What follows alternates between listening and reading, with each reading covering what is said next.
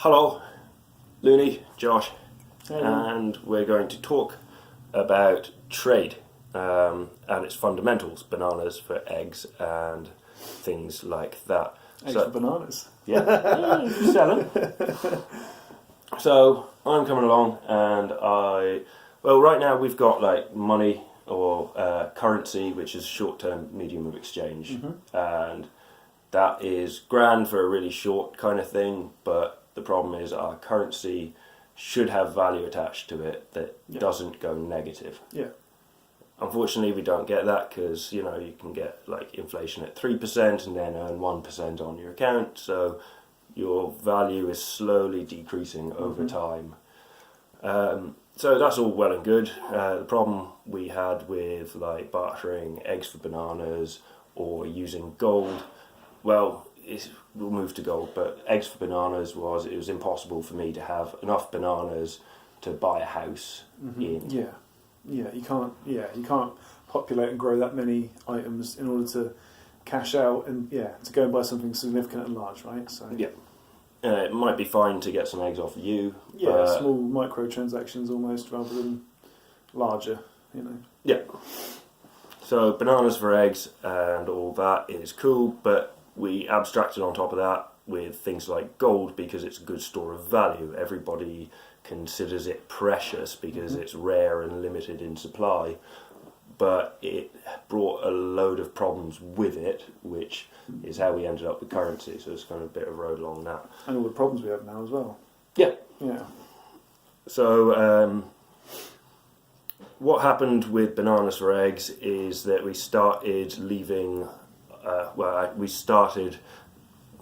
started using gold, and then from gold we decided to store them in vaults, and then at one point we realised it'd be easier to trade the bits of paper around between different vaults, so I didn't have to take my gold from London to Zurich and then get robbed along the way. Yeah.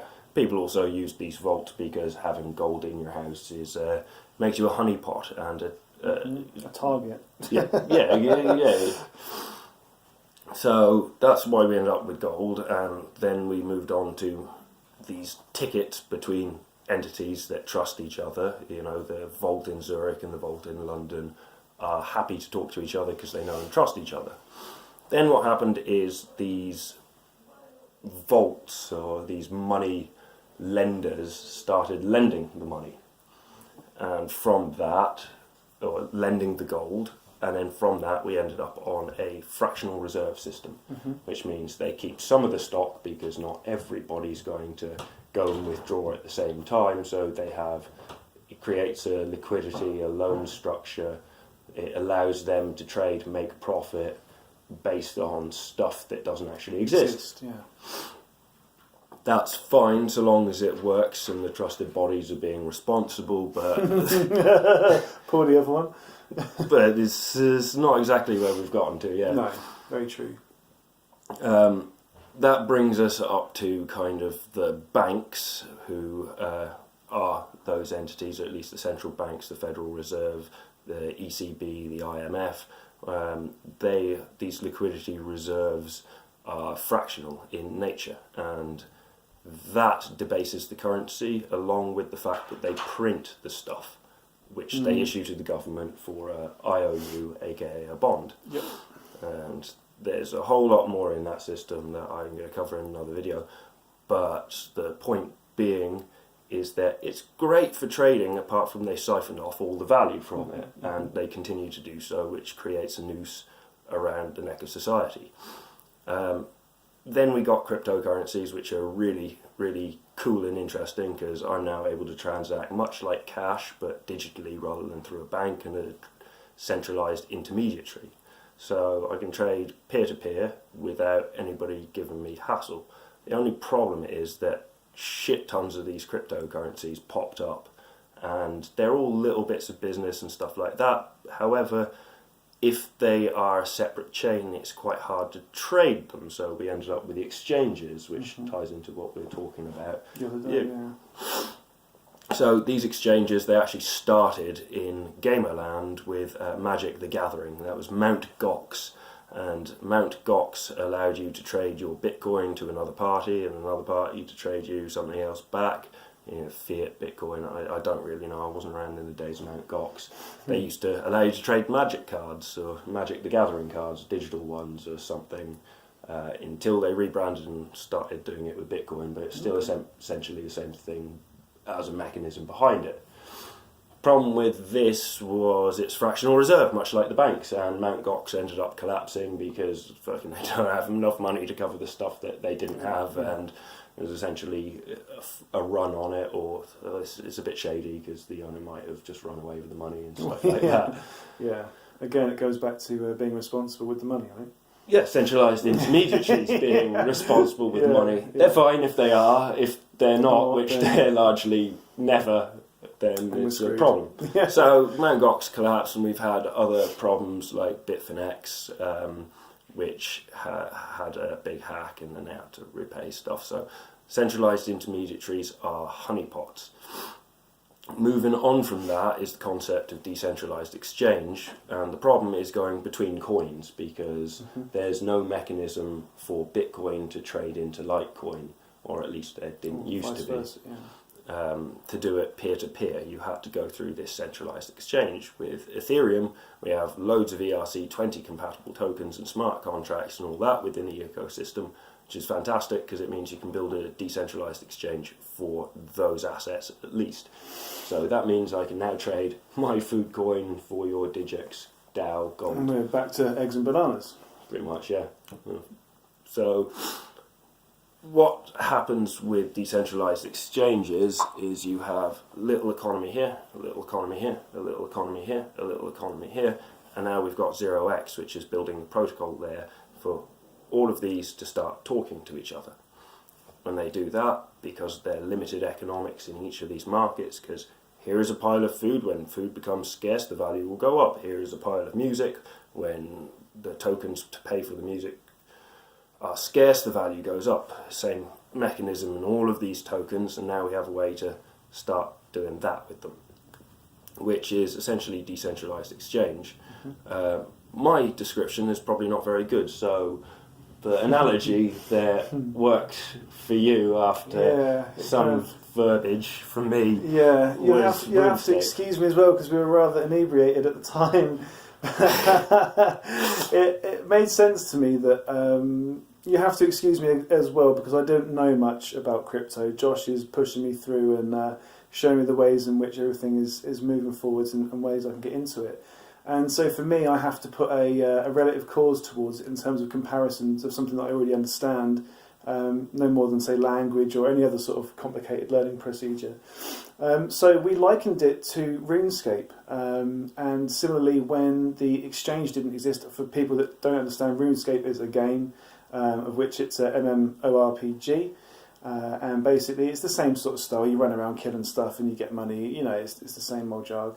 But essentially what happened, I can't remember whenabouts it was, but they brought in an exchange market, and it was essentially a marketplace in which you could trade your items, obviously get cash back for them, because obviously doing peer-to-peer transactions was a complete pain. You had to find somebody, so you're consistently walking around trying to talk to people, you get trolled quite a lot. It was a real painstaking time to try and transact items, which obviously you wanted to get a fair price for.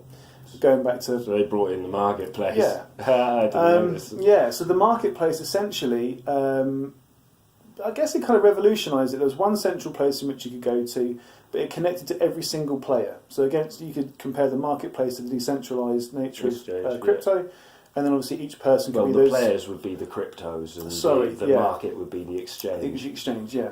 And you could look at those as each of their own little sort of, ecosystems or whatever, you want to relate it to. So it would allow you to view how the prices would fluctuate, and you could actually see, after a couple of days that Monkey Nuts 10k. Yeah, that your shield or your sword or whatever it was, was worth 10,000, and it dropped to 9,000. You started thinking to yourself, crikey, this actually has a value now. It actually pertains something to me that it's not just me trying to rip off another player, which is currently kind of what we have in terms of. I guess a daily trading system. If people trying to always score more for the sake of business. Yeah. But nowadays, it was then a sense of there is a value assigned to this. This is a global value assigned to each item, and obviously, therefore, based on scarcity. On the popularity or scarcity of said item. and therefore it put a market cost across the whole game for everybody involved, in which there was then value associated to an item, which previously there never was. So you would always be in discussions of saying, oh, well, my sword is worth 3 of your shields, or eggs to bananas again. And it left players, frustrated and irate, and the new system came in and it revolutionised it, and everyone jumped on board, and that's kind of where it got left off. And trade was facilitated. Exactly. It was completely adopted by everybody, and it became one of the most popular areas to go and visit, because you knew you could get what you wanted, when you wanted it, at that time for a decent price. And if not, you could go and check it. So you could think of your more abstract items, say monkey nuts, or your shield, as having a value in eggs, or I don't know what they have in RuneScape, a scarce diamond, whatever it is. Yeah. So if you wanted to buy a scarce diamond, you trade 3 shields through this marketplace. Yeah, essentially you could do that. Obviously, it would have a certain amount of value. You knew the thing you needed to get to complete your quest, or to do whatever you wanted to do in your life per se. And therefore, you could allocate. You could figure out how much things were going to get sort of changed by, and then people did become traders. People would buy certain items, wait for the prices to fall, sell them. Take that extra cash, reinvest, and you would then generate trading. And it's. Did it generate any real markets outside of the game? Yeah, because people would then obviously go and generate all these things in which they would have some amounts of money. They'd sell it on eBay for say £20 or £30. And that person, if they were good at trading, could then get real currency back out in the same way you can translate with your Bitcoin through. Yeah, you can cash out. So it really is a very strange, tiny model that I've known for years, and unfortunately couldn't apply it to what I want to know now in terms of crypto and what it was then. Yeah. So I guess that's kind of it. So yeah, we were heavily inebriated, so that's the best I can come up with. But that's the long and short of it. I think that's a pretty good description of what decentralised exchange is. It makes life easy, essentially, and it goes back to an archaic kind of thing of trading whatever you see having value to something else that you want, that you perceive to have value. And that will be... that settlement comes through consensus or agreement between parties. I think that's therefore the next huge step that we've got to face, is the fact that we've now got to figure out this scale of what is the rarest thing we have in terms of oxygen, water, or whatever we need, I guess, down to the very least, which I guess would be, I don't know, diet. Something along those lines, something we don't find valuable at all, or very disposable, I guess. But that's now, I think, the next step that we've got to face in terms of getting the market to reflect the crypto, is to find out what everything's worth and how you actually value that. Who does decide the value? Well, it's just the exchange mechanism you just described in Runescape. Providing everyone can sell on something that is third so party. So you have food tokenized over in Food Coin or whatever. I have music tokenized in Opus Coin. And you want some music and I want some damn food. You want your base, I'll have some eggs.